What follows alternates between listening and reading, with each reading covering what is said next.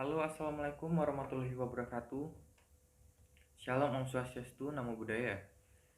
Saya Alexander Stomo dengan NIM saya 2051933 dari Fakultas Hukum Universitas Tarumanegara dengan dosen pengampu saya Heri Firmansyah, SH, MHum, MPA.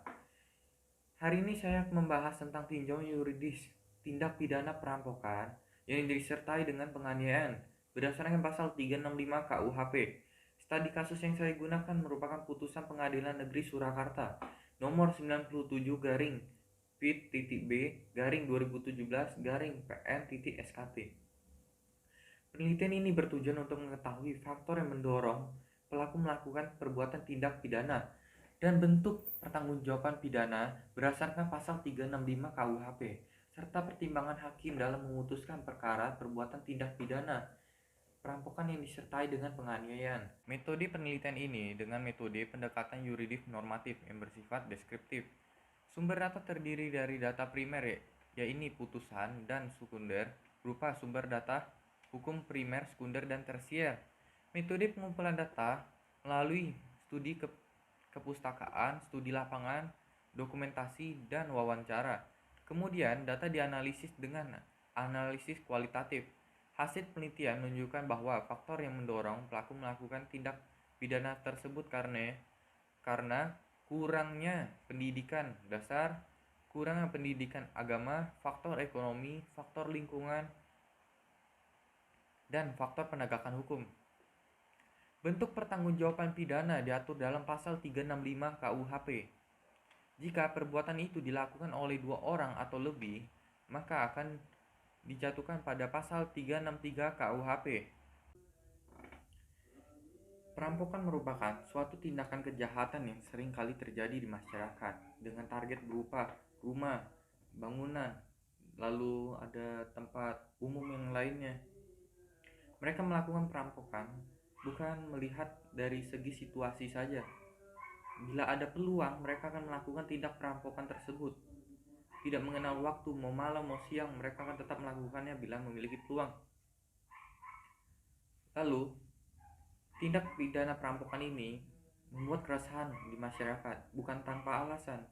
Karena tindak perampokan dengan kekerasan ini sering kali terjadi sudah. Namun demikian, apabila kita meneliti kembali beberapa pertimbangan yang menjadi alasan disusunnya Kitab Undang-Undang Acara Pidana, ini dijelaskan bahwa secara singkat, Kitab Undang-Undang Hukum Acara Pidana memiliki tujuan sebagai berikut. Yang pertama, perlindungan harkat dan martabat manusia. 2. Perlindungan atas kepentingan hukum dan pemerintahan. 3. Kodifikasi dan unifikasi hukum acara pidana. Yang keempat, mencapai kedaulatan sikap dan tindakan aparat penegak hukum. Lalu yang terakhir, yang kelima, mewujudkan hukum acara pidana yang sesuai dengan Pancasila dan Undang-Undang Dasar 1945.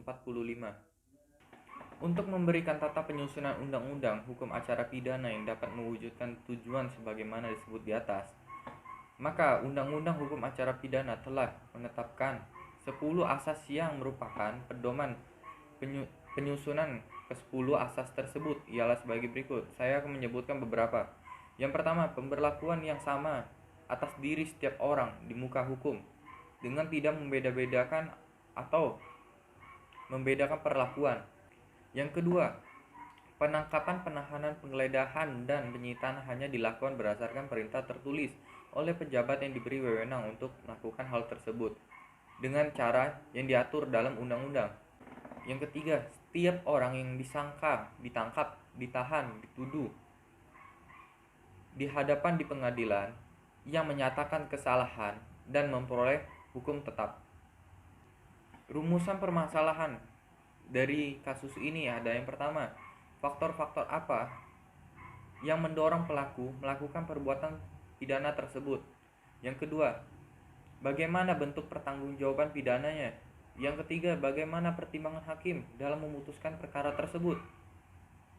Selanjutnya, manfaat penelitian. Penelitian ini diharapkan dapat memberikan manfaat antara lain manfaat teoritis, yakni dapat memberikan sumbangan pemikiran, menambah wawasan bagi kami yang sebagai orang penulisnya maupun bagi para pembaca. Manfaat praktis yakni mengetahui permasalahan yang timbul serta berusaha untuk memberikan masukan dalam bentuk pemikiran untuk mengetahui pertimbangan hakim dalam memberikan putusan terhadap pelaku tindak pidana perampokan yang disertai dengan penganiayaan. Tujuan kami melakukan penulisan ini yaitu yang pertama, mengetahui dan menganalisis putusan Pengadilan Negeri Surakarta nomor 97 garing Pit.B garing 2017 garing PN SKT. Yang kedua, mengetahui dan menganalisis putusan hakim nomor 97 garing Pit.B garing 2017 garing PN SKT. Perkara pencurian dengan pemberatan secara sah sudah terpenuhi pasal 365 KUHP dan pasal 363 KUHP. Selanjutnya akan dilanjutkan dengan saya, Ratu Syifa, dengan NIM 205180176.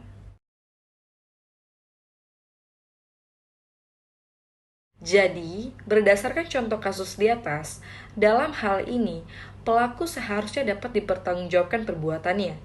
Dengan ketentuan tindak pidana pencurian yang disertai dengan penganiayaan yang diatur dalam Kitab Undang-Undang Hukum Pidana atau KUHP, tentang pencurian yang disertai dengan kekerasan atau ancaman kekerasan yang diatur dalam pasal 365 ayat 2 dan diancam dengan hukuman paling lama 12 tahun.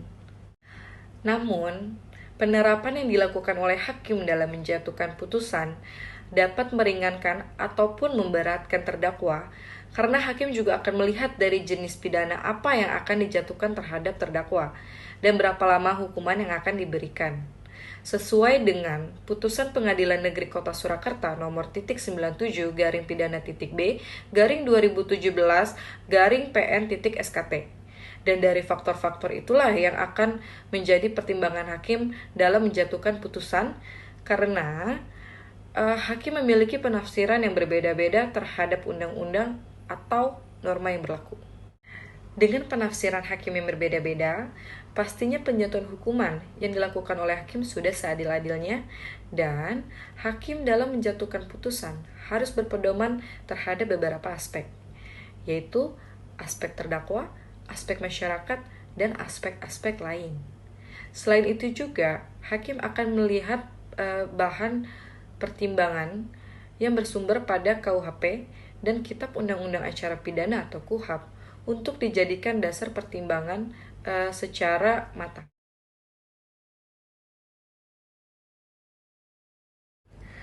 Munculnya berbagai persepsi tentang tindak pidana pencurian yang disertai dengan kekerasan menunjukkan bahwa terjadi ketidakpahaman dengan hukum yang ada.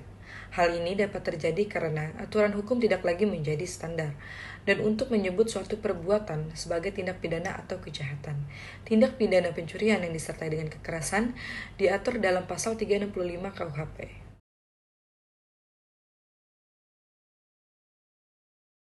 Pada zaman sekarang, tanpa kita sadari, maraknya terjadi kasus kejahatan.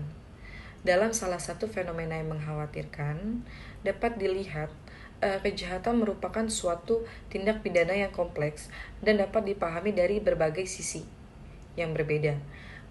Dalam kehidupan sehari-hari, masyarakat sering melakukan perbuatan yang melanggar norma guna mencukupi kebutuhannya. Dengan melakukan perbuatan pidana, jadi seseorang yang melakukan perbuatan pidana harus dihukum dengan seadil-adilnya dengan hukuman yang setimpal dan dalam perbuatannya. Karena hukum pidana memiliki fungsi secara khusus, yaitu untuk melindungi suatu kepentingan hukum terhadap setiap perbuatan yang melanggar dengan sanksi dan hukuman. Jadi, dari gambaran kerangka pemikiran di atas, bahwa perbuatan tindak pidana pencurian yang disertai dengan penganiayaan atau ancaman kekerasan dapat dimasukkan ke dalam proses pra-peradilan.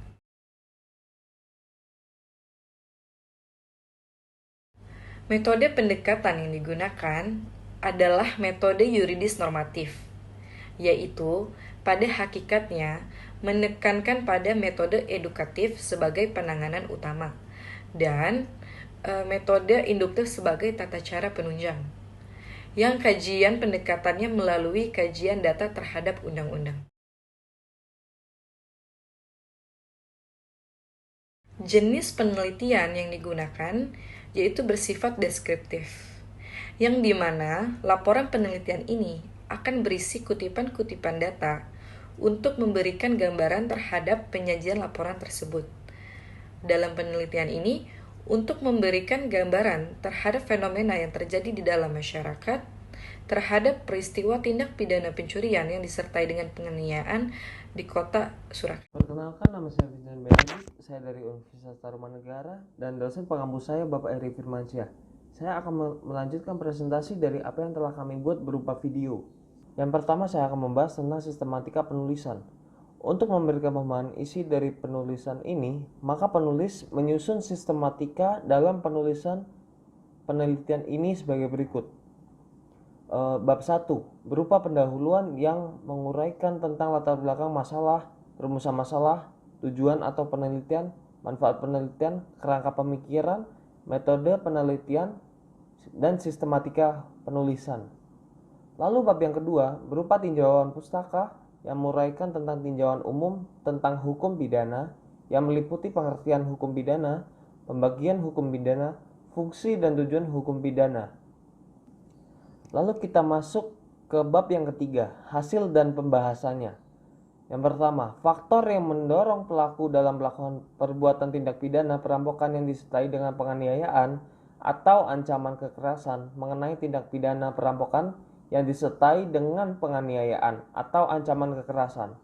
Secara pengaturan hukum normatif, perbuatan tersebut diatur dalam KUHP termuat di dalam pasal 365.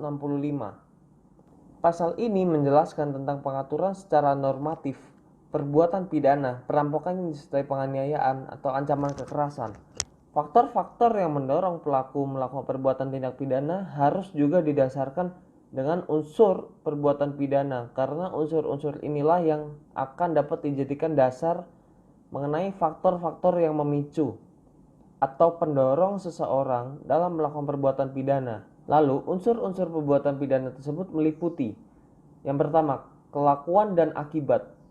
Lalu yang kedua, hak ikhwal atau keadaan yang menyertai.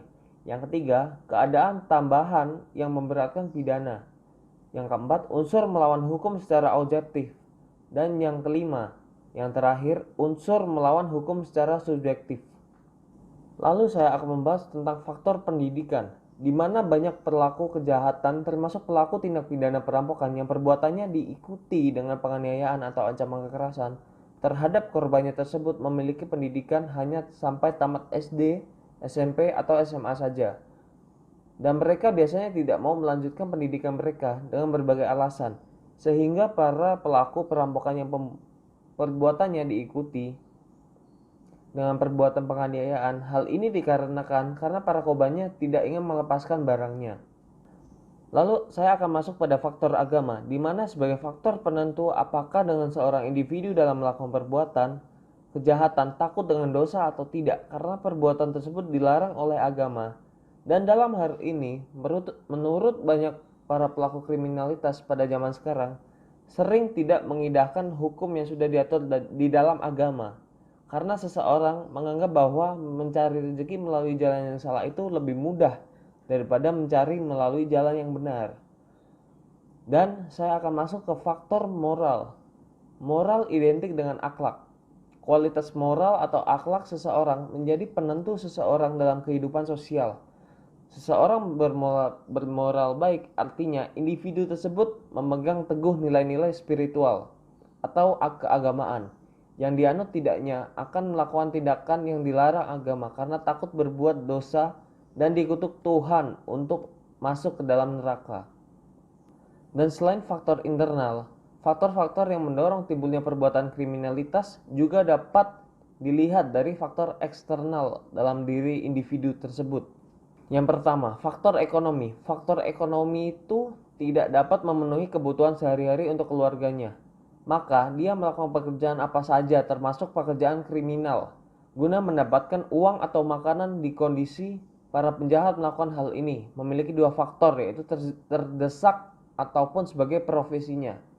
Terdesak terjadi akibat orang ini tidak mempunyai apa-apa lagi untuk menghidupi keluarganya yang telah sakit atau anaknya yang sangat kelaparan, sehingga dia nekat melakukan kejahatan tersebut.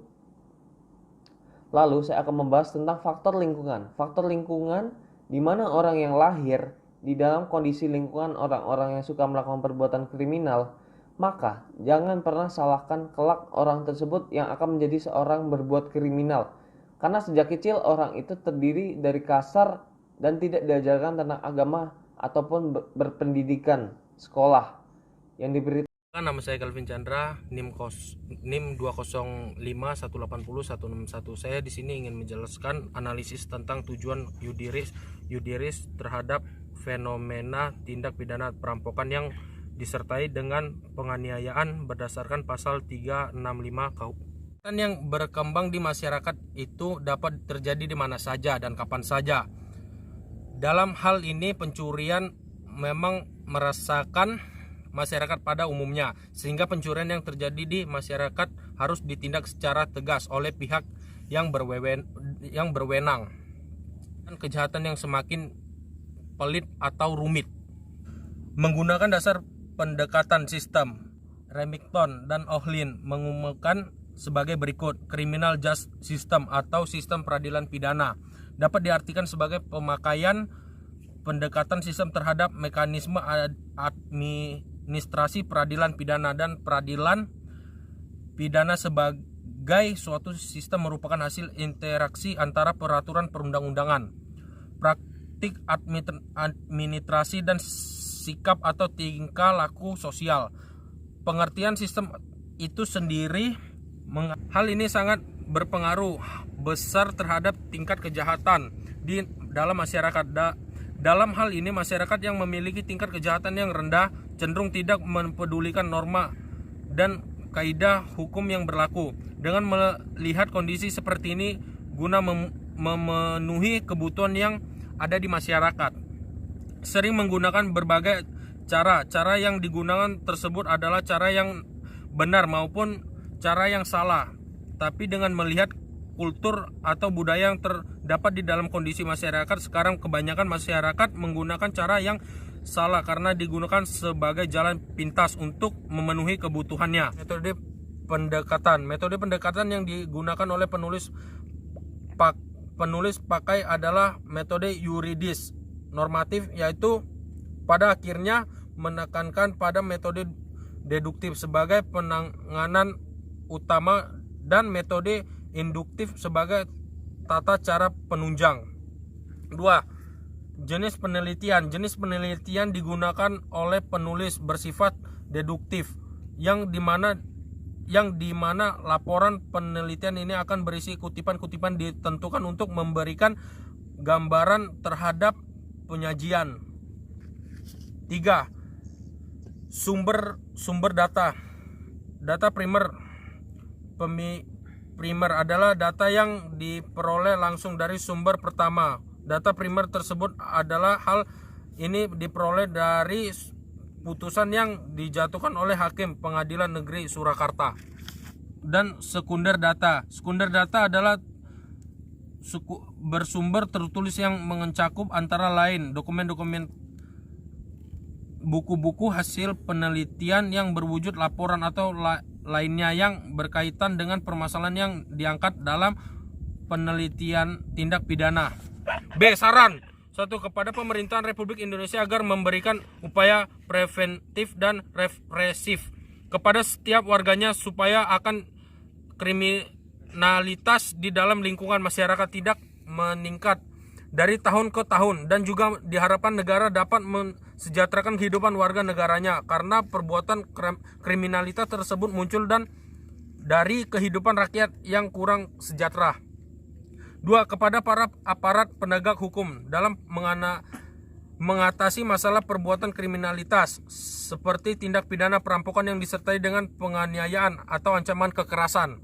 3. Kepada seluruh masyarakat Indonesia bahwa dengan adanya penanggungan supermati hukum yang dilakukan dari aparat penegak hukum, masyarakat harus bisa sadar bahwa dengan adanya perbuatan kriminalitas maka akan menyebabkan dampak negatif. 4. Kepada Bapak Presiden yang kami hormati, kami memiliki solusi untuk mengurangi tingkat kejahatan di faktor ekonomi dengan membuka membuka lowongan pekerjaan atau memberikan himbauan ke perusahaan untuk membuka 3 shift untuk para pekerja agar daya secara terdapat tenaga kerja makin besar. Oke, itu saja yang bisa saya sampaikan dalam video ini. Apabila ada salah kata mohon dimaafkan. Terima kasih.